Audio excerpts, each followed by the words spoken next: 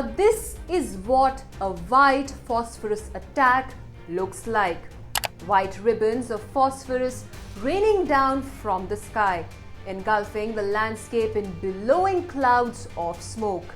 This is the grim reality of a white phosphorus attack, a weapon of unparalleled devastation that spares nothing in its path. And amid the chaos and despair of Israel-Hamas war, a chilling revelation emerges. So has Israel unleashed a banned weapon on Lebanese soil, defying international law and inflicting untold suffering? Now, Lebanon has a deep cultural connection to its trees. Its ancient cedar tree, which dominates the forests of its northern highlands, holds great symbolic importance as a national emblem and is featured front and center on the country's flag. The iconic resilient cedar faces the growing threat of climate change. And adding to it, Lebanon's woodland has now come under an even more insidious threat in the past few months, and that is of white phosphorus.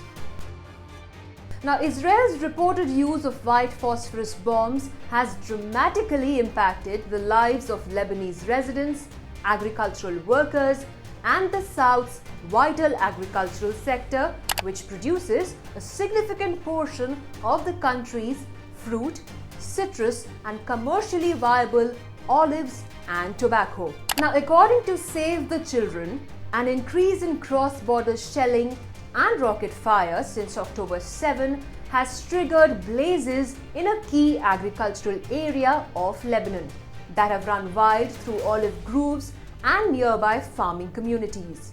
So in February, the charity noted that tens of thousands of families in southern Lebanon have lost their livelihood, with Israeli military fire destroying over 47,000 olive trees as well as other crops during their harvest. So now the question that arises is, what is white phosphorus, and is Israel really using this banned chemical?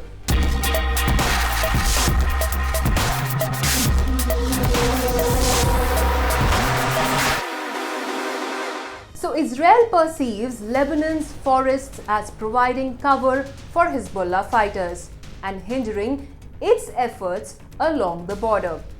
Now, this has led to a scorched earth policy aimed at eradicating vegetation cover and destabilizing the region.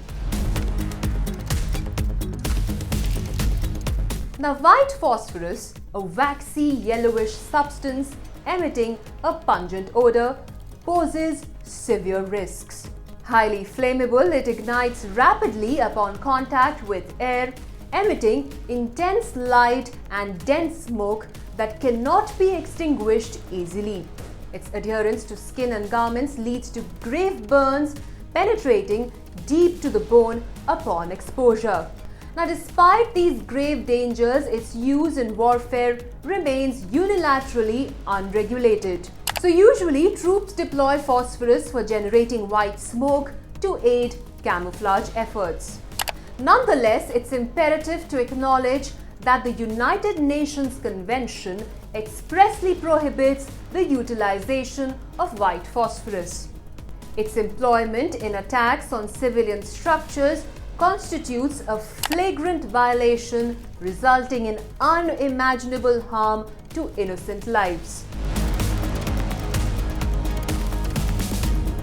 Now, amidst the chaos, the efforts of organizations like Green Without Borders to rejuvenate Lebanon's southern regions through tree planting initiatives have reportedly been met with hostility by Israel.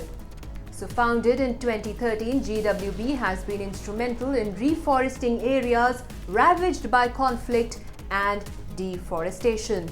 However, in 2023, the US Department of the Treasury imposed sanctions on Green Without Borders and its president, alleging ties to Hezbollah and illicit activities.